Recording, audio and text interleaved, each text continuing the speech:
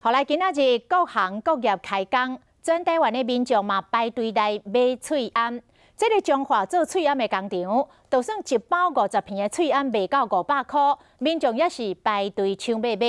啊，分林一间医疗器材行，一盒医疗级的脆秧，敢若卖100块，开始卖到无5分钟咧，就全部卖了咯。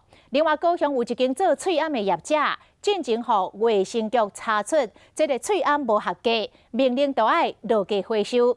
一透早就有民众摕脆秧去退货，也毋过业者来发冤枉，提出着检验的证明，讲即卖产品拢已经无问题了。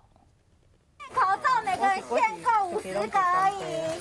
脆秧工厂透早就真侪人伫排咧，一个人限买1包，店员有够无闲，两支手拢毋捌停过。只有50个。啊，你今仔排偌久？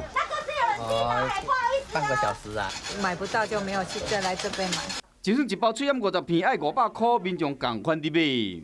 我们这个是4层的那个铁不拢的，一般外面的大概是都2层，都2层。云林这间医疗器材行门口共款有真侪人排咧，原来因一盒50片包装的医疗级的脆秧，干那卖100块，逐工卖到5分钟就卖了去啊！民众讲因真有爱心。外口无定加贵吼，安尼自俗的吼，对，老板算很有良心。啊，现在外面是不是不好买？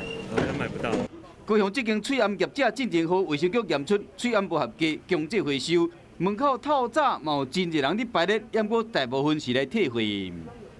前天买的。所以你袂放心就对啊。对啊，我的太太较稳哦。业者伫发冤枉，佫提出检验证明，强调讲即卖产品无问题。我们自己做的是99%，卫生局说他们做的是低于95%。我请他们提供你低于95%的检验报告书给我们公司，他说不能提供给我们，所以我感觉明显的不合理。脆秧工厂今日将为7日全面开工，民众烦恼讲疫情的扩散，就算脆秧伊的计数甲品质有差，大家共款受钱买。